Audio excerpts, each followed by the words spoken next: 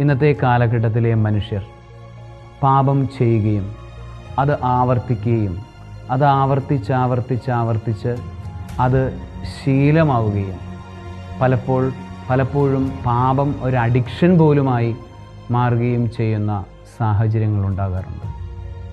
നമ്മൾ മനസ്സിലാക്കേണ്ട സത്യം ഇതാണ്: ആദ്യത്തെ ആ പാപത്തെക്കുറിച്ചുള്ള ചിന്ത പോലും ശിക്ഷിക്കപ്പെടാതിരിക്കുകയില്ല എന്ന് വചനം പഠിപ്പിക്കുന്നുണ്ട്.